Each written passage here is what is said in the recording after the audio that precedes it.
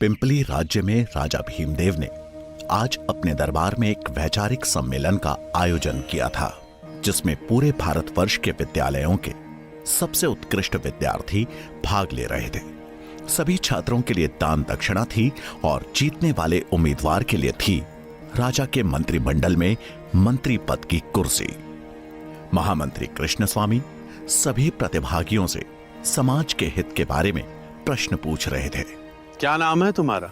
मेरा नाम ज्ञानेंद्र है। अच्छा, ये बताओ कि सबसे ऊंचा क्या है? पर्वत। नहीं, स्वाभिमान। सबसे तरल क्या है? जल। नहीं, मनुष्य का हृदय। लेकिन अभी तक एक भी प्रतिभागी ऐसा नहीं मिला था जो उनके प्रश्नों के संतोषजनक उत्तर दे सके।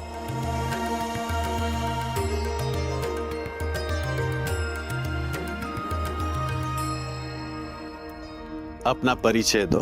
मैं चाणक्य पुत्र चाणक्य इस सम्मेलन में अपने महान विद्यालय तक्षशिला का प्रतिनिधि बनकर आया हूँ।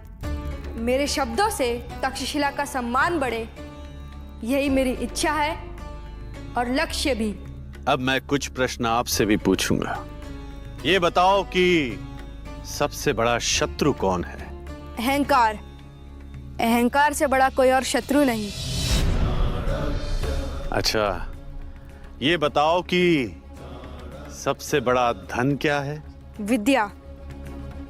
विद्या ही सबसे बड़ा और अनमोल धन है। राजा भीमदेव ने उस उत्तर में कोई रुचि नहीं दिखाई।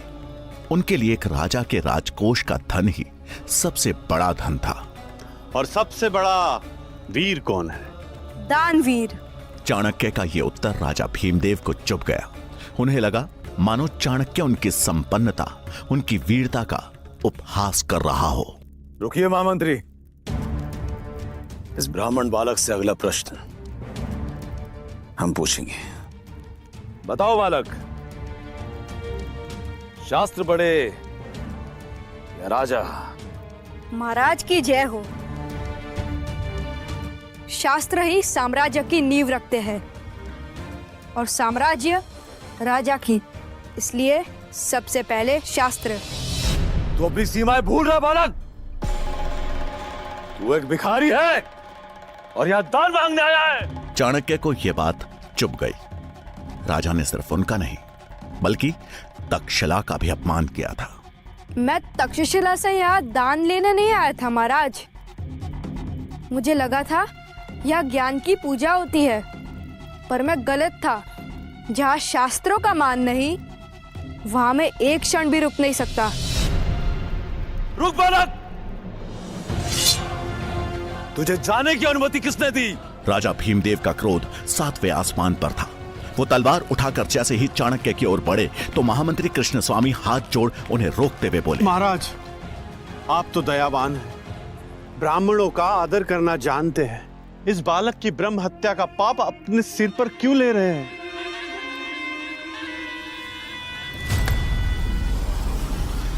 और एक बात गांठ बांध लो, अगर यही आचरण रहा तो जिस शिखा का तुम दम भर रहे हो ना, एक दिन ना तो वो रहेगी और ना ही उस शिखा को धारण करने वाला शीश।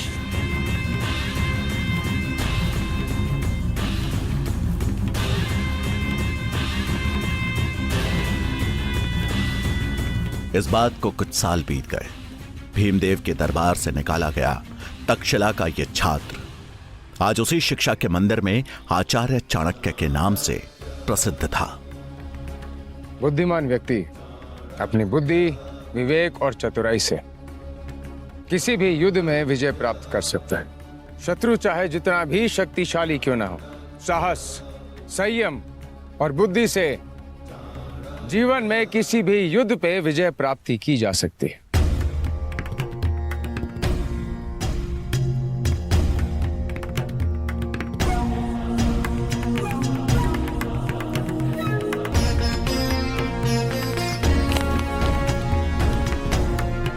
खबर सुन चाणक्य चकित रह गए। सिकंदर कभी भारत पहुंच सकता है और ये सूचना अति शीघ्र महाराज धनानंद तक पहुंचनी चाहिए। आप तो जानते हैं ना, धनानंद कैसा राजा है, और भला वह आपकी बात क्यों मानेगा? मैं स्वयं महाराज के पास जाऊंगा अखंड भारत का प्रस्ताव लेकर। मेरा सुझाव मानिए, आप अपना कार्य कीजिए। बच्चों को शिक्षा देने का कार्य, उसी में भलाई है आपकी। आचार्य ब्राह्मण का कर्तव्य होता है लोगों का मार्गदर्शन करना, और यदि महाराज धनानंद अपने मार्ग से भटक गए हैं तो ये मेरा कर्तव्य बनता है कि मैं उन्हें सही मार्ग दिखाऊं। मैं आज ही मगध के लिए प्रस्थान करूंगा।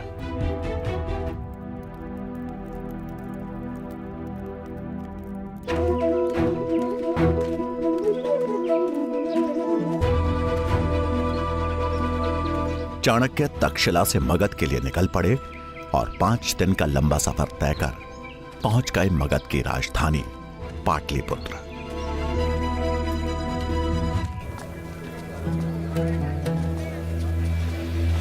उन्हें नगर में कदम रखे कुछ ही क्षण हुए थे कि पाटलिपुत्र की जनता पर हो रहे अत्याचार का सच उनके सामने था।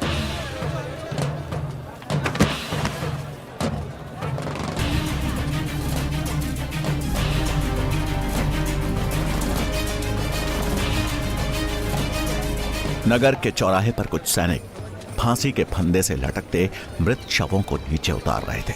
ये देख चाणक्य को समझने में देर नहीं लगी कि उन्हें सामूहिक मृत्यु दंड दिया गया है। और कितने लोगों को खोना होगा हमें, और कितने लोगों को मारोगे? अगर हम कर नहीं दे पाए तो क्या सारी प्रजा को मारोगी? ज्यादा बात करेगी ना तुझे भी फांसी पर लटका दूंगा। माता संभालिए शाम को। उठिए उठिए उठिए। मैं महाराज धनानंद के दरबार जा रहा हूँ और मैं आपको बचा लूंगा। मैं उनके समक्ष प्रजा की पीड़ा अवश्य रखूंगा। तुमने इतना कह दिया वही मेरे लिए बहुत है, पर वचन मत देना। तुम्हारे अंदर बहुत करुणा है बेटा, पर तुम जिसके पास जा रहे हो उसका लहू अब पानी बन चुका है।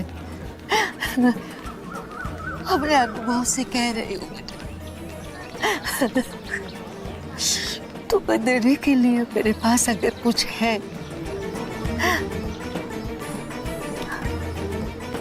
सिर्फ आशीर्वाद है।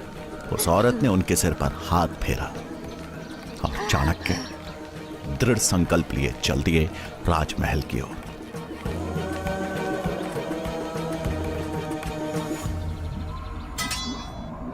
आप कौन हैं? तक्षशिला का आचार्य चाणक्य हूँ। एक महत्वपूर्ण कारण हेतु मेरा महाराज धनानंद से मिलना अत्यंत आवश्यक है। महाराज अभी व्यस्त हैं, आप यहाँ प्रतीक्षा करिए, मैं अभी महाराज को संदेश भिजवाता हूँ।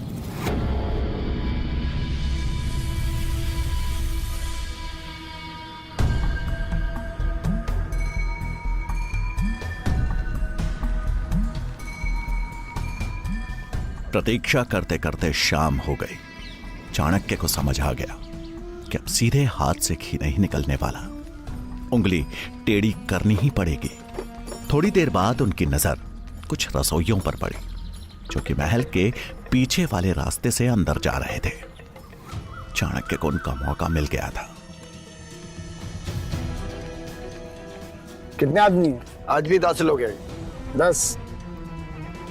उन्होंने अपना भेष बदला और उन रसोइयों की टोली में शामिल होकर महल के अंदर प्रवेश कर गए। एक सैनिक ने गिनती शुरू कर दी कि तभी चाणक्य का दिमाग तेजी से चलना शुरू हुआ।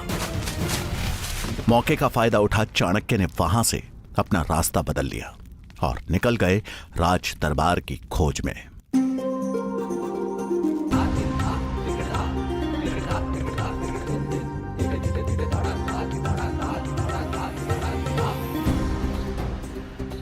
वो एक जगह रुक वापस अपने भेष में आए और कुछ ही देर में वो राज दरबार के अंदर थे।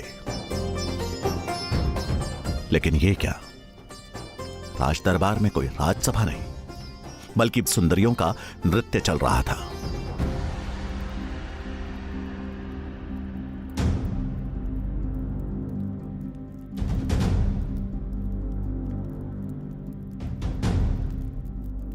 कौन हो तुम और अंदर कैसे आए? प्रणाम महाराज। मैं तक्षशिला का आचार्य चाणक्य। प्रणाम आचार्य। और ऐसी क्या वजह रही कि आप बिना आग के अंदर आ गए? अब जब अंदर आने का साहस दिखा ही दिया है तो बताइए क्या कार्य है? महाराज, गांधार के राजा अंबी ने मैसेडोनिया के सम्राट सिकंदर के समक्ष आत्मसमर्पण कर दिया। अब सिकंदर कभी भी भारत पहुंच सकता है। हमें देश की रक्षा करनी होगी और उसके लिए हमें अखंड भारत का निर्माण करना होगा। और यही प्रस्ताव लेकर मैं आपके समक्ष आया।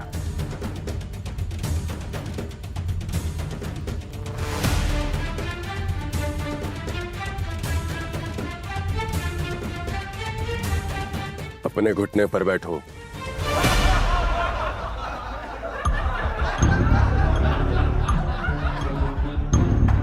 सुना नहीं? अपने घुटने पर बैठो।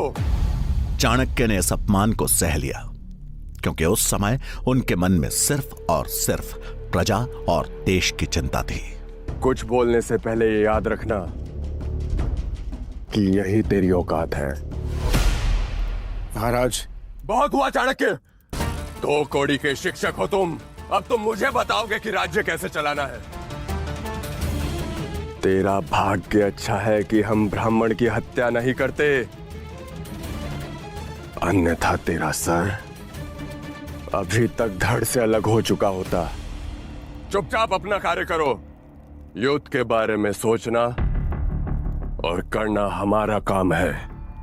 क्षमा कीजिए महाराज, किंतु यह राज्य जितना आपका है उतना हमारा भी है। और इसी कर्तव्य का पालन करने हेतु मैं आपसे मदद मांगने आया था। किंतु आप तो यहाँ नृत्य और मदिरा पान में लीन हैं।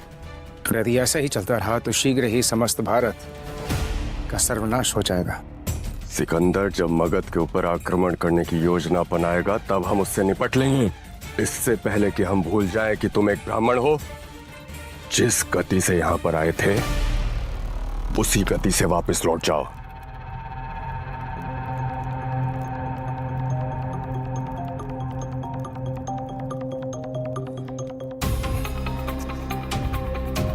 मैं तो चला जाऊंगा महाराज, किंतु एक राजा का कर्तव्य होता है निर्बल की रक्षा करना, ना कि उस पर अत्याचार करना। और मगध की स्थिति देखकर मुझे आभास हो गया है कि शीघ्र ही आप समस्त भारत सिकंदर को भेंट स्वरूप दे देंगे। ये सुनते ही धनानंद का पारा आसमान चढ़ गया और उसने चाणक्य को जोर से लात मार के नीचे गिरा दिया। बहुत बोल लिया ब्राह्मण, इसका दंड तुझे अवश्य मिलेगा। एक ब्राह्मण का मान सम्मान उसकी चोटी होती है ना। सैनिकों, इस दरिद्र ब्राह्मण को उसकी चोटी से पकड़कर घसीट के बाहर ले जाओ।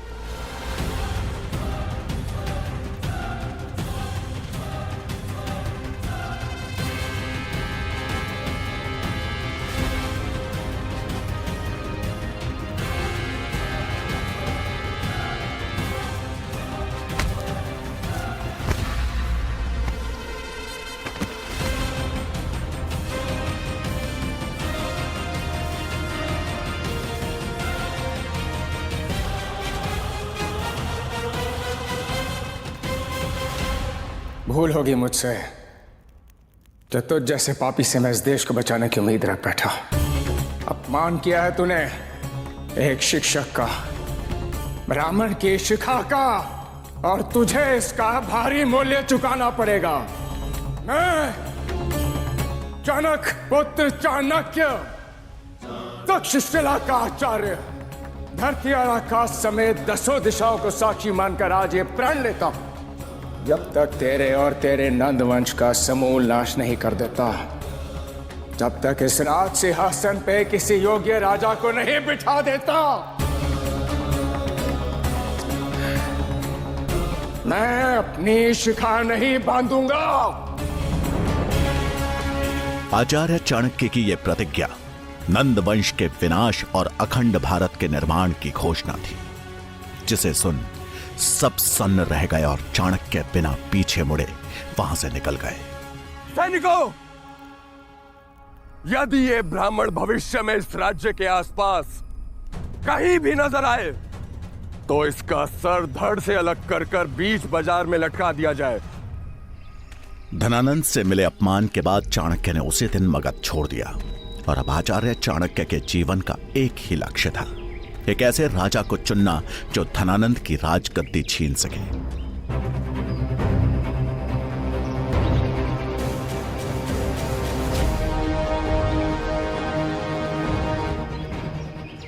जंगल से गुजरते समय चाणक्य को एक 14 साल का बच्चा देखा। मैली धोती पहने और कमर में गुलेल लटकाए ये बच्चा चीते की तरह घात लगाए आगे बढ़ रहा था।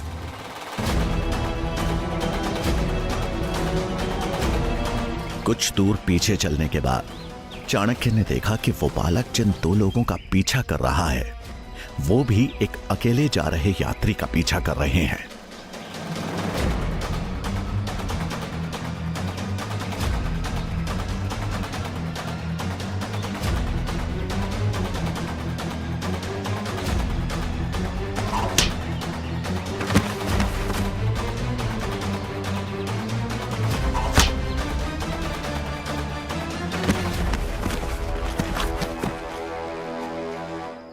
आप ठीक तो है?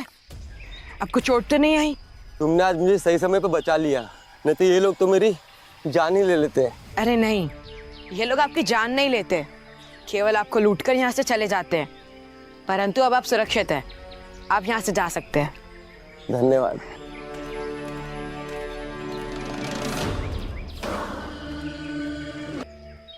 बालक ये क्या किया तुमने? क्यों लिए इनके प्राण?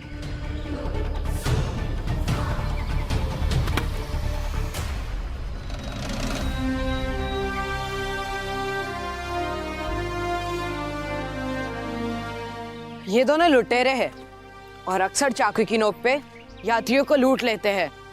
अगर आज मैं इन्हें नहीं मारता तो उन यात्री के साथ हादसा हो सकता था। परंतु अब चिंता मत कीजिए, ये दोनों कुछ समय बाद उठ जाएंगे और तब तक वो यात्री भी कहीं दूर निकल चुके होंगे।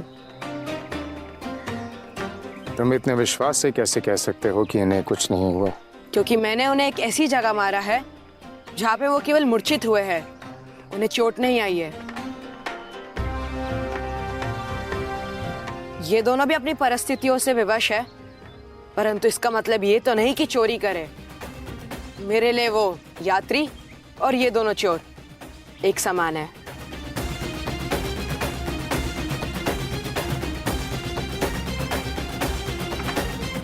नाम क्या है तुम्हारा?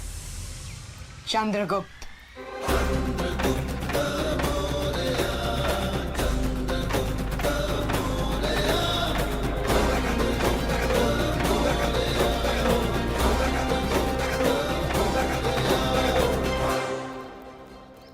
इस बालक में मुझे मगध का भविष्य दिखाई दे रहा है। एक राजा में दया और वीरता का संतुलन होना चाहिए।